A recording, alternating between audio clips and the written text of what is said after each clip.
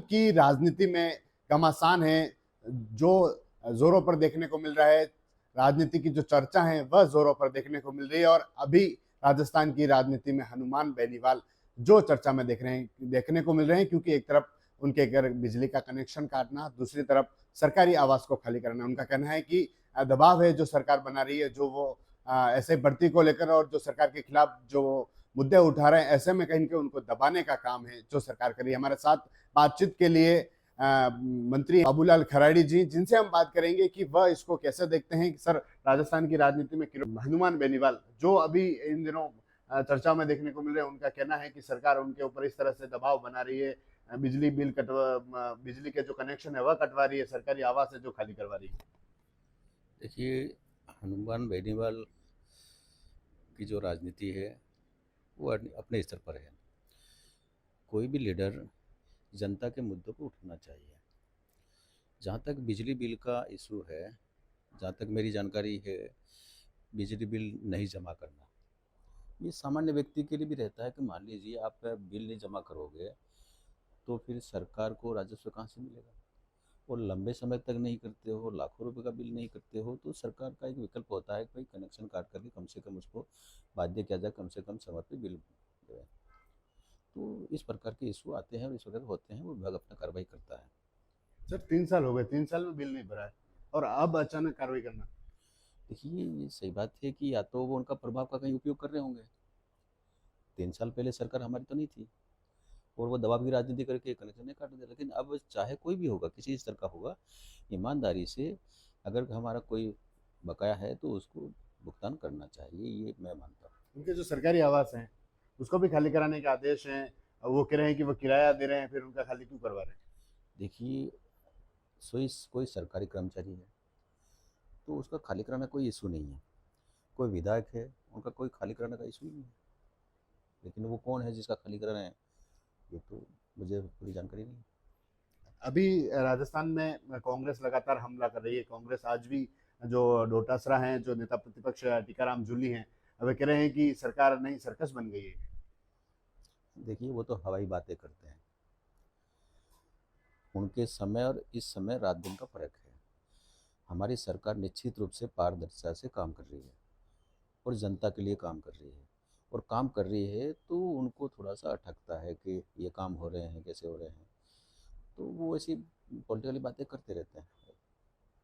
ऐसे भर्ती का मुद्दा सर अभी राजस्थान में चर्चा में है, क्योंकि एक तरफ इतने दिनों तक उस मामले को रखना, और जब मामला को वापस कोर्ट में उसकी सुनवाई होती है तो उन्होंने 7 जुलाई को उसको समय दिया गया है कि 7 जुलाई को फैसला सुनाया जाएगा। लेकिन विपक्ष कह रहा है, हनुमान बेनीवाल कह रहे हैं कि दिल्ली कूच करेंगे, विपक्ष कह रहा है कि जिस तरह इतने दिनों तक जो स्टूडेंट्स है जिनको भ्रमित किया गया है।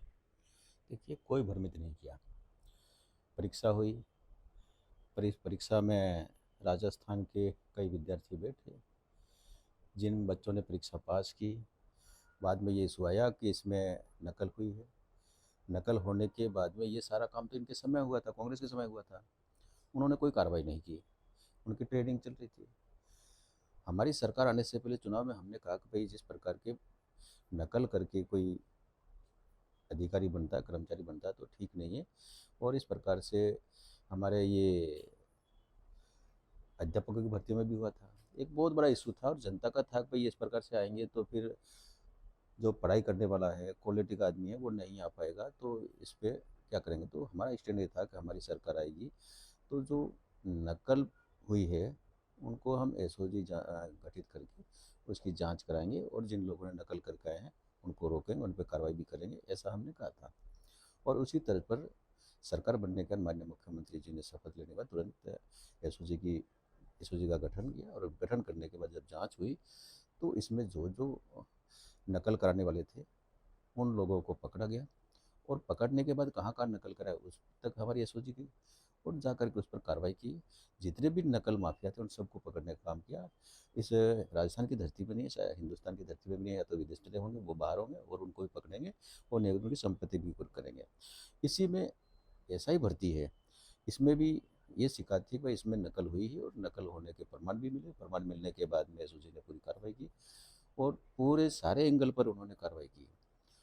और कार्रवाई करके जब समिति गठन हुए तो हम लोगों ने उनसे पूछा कि भाई आपने ये जो पकड़े हैं किस आधार पर पकड़े हैं, तो उन्होंने सारे तथ्य दिए और एक नहीं कई बैठकें और हर बैठक में उनसे और अधिकारियों से और अपने लोक सेवा आयोग के अध्यक्ष और सारे लोग बैठे थे और सबसे हमने पूछा कि भाई इसमें जो नकल करने वाला वो अलग हो सकता है, एक बिना नकल करने वाला आया होगा, इसका क्या करें। तो काफ़ी मंथन चला और अभी भी चल रहा है और चलने के बाद में कोर्ट में मामला गया। कोर्ट ने भी कहा कि भाई इसमें आप कुछ करिए, तो हमने कोर्ट को भी कहा कि भाई इसमें जो पकड़े गए हैं लगभग 83 ऐसे कुछ अरेस्ट हुए हैं, कुछ लोग बाहर हैं, उनको भी पकड़ेंगे और इसमें जांच जारी रहेगी। जहां तक सवाल है कि जो लोग नकल करने वाले हैं उनकी जांच बंद नहीं होगी, जब तक भी होगा उनको पकड़ करके उसको बाहर किया जाएगा, ऐसा हमारा मानना है, सरकार का मानना है। तो सर 4 महीने उसको लंबित रखा, सरकार ने कहा कि हम जवाब एक बार जवाब नहीं दे पाए, कोर्ट ने भी फटकार लगाई, फिर उसके बाद जवाब दिया, वही जवाब दिया गया कि हम उसको रद्द नहीं करना चाहते। देखिए ये 4 महीने 5 महीने जो भी डिले हुआ, इसमें बैठकों का दौर चलता है, क्योंकि ये निर्णय ऐसा नहीं कि तुरंत निर्णय लिया जा सके। एक लड़का सरकारी नौकरी छोड़ के आया था, उसने परीक्षा दी, वो पास हुआ और हम निरस्त करते हैं एकदम और सबको सुनने बिना सारे तथ्य देखने के बाद में तो एक मैसेज ठीक नहीं जाता। इसलिए बार बार हमने बैठकें करके अधिकारियों की जो जो कार्रवाई हुई थी और इसके बाद में भी कार्रवाई हुई, उससे हमने उनको अवगत कराया, हमने देखा इसके बाद में आगे विपक्ष लगातार हमला कर रहा है कि प्रदेश में लगातार क्राइम बढ़ रहे हैं। देखिए विपक्ष उनके समय में तो एफ दर्ज नहीं होती थी, उनके समय में एफ दर्ज नहीं होती थी। अभी हमारी सरकार में कहीं पर भी किसी प्रकार का कोई अपराध हुआ तो तुरंत एफ दर्ज होती है और एफ दर्ज होने के बाद में उन पर कार्रवाई करके उनको पकड़ने की कोशिश की जाती है। कोई बाहर होता तो उसको तुरंत पकड़ कर, कई मामले ऐसे हुए हैं जिनको तुरंत कार्रवाई करके और उनको पकड़े गए हैं, ऐसे कार्रवाई हुई है, ऐसा कहीं पर भी नहीं है। और हमारी सरकार स्पष्ट रूप से कहती है कि कहीं पर भी भय का माहौल नहीं होना चाहिए, क्राइम नहीं होना चाहिए, ये स्पष्ट हमने कह रखा। आप डूंगरपुर बांसवाड़ा के प्रभारी हैं, वहाँ के जो भारत आदिवासी पार्टी के नेता हैं, वह लगातार आप पर भ्रष्टाचार के आरोप लगा चुके हैं कई बार। देखिए मैंने उनको चुनौती दी है, आप साबित कर दीजिए, हवा में बात करने की आवश्यकता नहीं है। अगर 1 रुपये का भी आरोप लगाते हैं तो मैं राजनीति छोड़ दूंगा। इन लोगों पर भ्रष्टाचार के एक नहीं अनेकों आरोप लगे हैं। राजकुमार रोत जो इनका बड़ा लीडर है, उस पर आरोप लगे हैं। मैं नहीं कह रहा हूँ, ये उस समय के मंत्री थे, उन्होंने आरोप लगाया है। कोई लाख 2 लाख 5 लाख 50 लाख का आरोप लगे हैं, 25-25 करोड़ के आरोप लगे हैं। उनका लिविंग स्टेट आप देख लीजिए, 5 साल में परिवर्तन आता है, दिखता है, जनता को भी दिखता है। इनका एक विधायक पकड़ा गया, अब वो कहते हैं कि साहब इनका षड्यंत्र हुआ। आप मुझे बताइए षड्यंत्र किसको कहते हैं? जो व्यक्ति प्रश्न लगाता है, टोड़ा भीम का लगा सकता है, प्रशासन का संबंध होना चाहिए प्रशासन से, प्रश्न उस लगाता है उसका संबंध पूरे राशन से संबंधित होना चाहिए, उस प्रश्न लगाता है। वो लगाने के बाद में चल करके वो फ़ोन करता है कि भैया मैं प्रश्न वापस ले सकता हूँ लेकिन मुझे इतना पैसा चाहिए। सीबीआई ने एक दिन में नहीं पकड़ा है, बार बार ट्रेस किया है, बार बार ट्रेस किया है और उन्होंने तो यह तक किया कि मेरी सरकार भी डरती है, ये तक क्या था ना, ये सारी कॉल डिटेल है। वो कौन बात कर रहा था, उसकी वॉइस कॉल की जांच की जाए ना, पता हो जाएगा। और उसके बाद में एक बार तो पैसा वहाँ ले लिया 1 लाख रुपया, फिर उनके बात हुई तो उन्होंने जयपुर में ये 20 लाख लेने का बात हुई। 2 करोड़ में उनका समझौता हुआ था और किस्तों में उन्होंने तय किया था और करने के बाद जब पैसा लेके गए तो पैसा लिया, लेने के बाद गिना है, गिनने के बाद में अपने भाई को दिया, भाई ने उनके पीए को दिया, लेकर के फरार, पता लगता है तो फरार होते हैं और फरार होते हैं। तो ये जब हाथ धुलवाए तो ये कलर कोई भी, ये भी षड्यंत्र है क्या? किसको बता रहे हैं? साबित करें। और अगर जरा भी मानवता होती तो जिस दिन ये रंगे हाथों पकड़ा गया था उसी दिन पार्टी से निष्कासित करता तो समझ में आता। वो तो आज भी कह रहे हैं कि हमने हमारी कमेटी बनाई और कमेटी में पाया कि षड्यंत्र किया गया। नहीं तो षड्यंत्र बताने कौन सा षड्यंत्र है? क्या पैसे नहीं लिए, फोन नहीं किए, सब सारी चीजें रिकॉर्डेड है।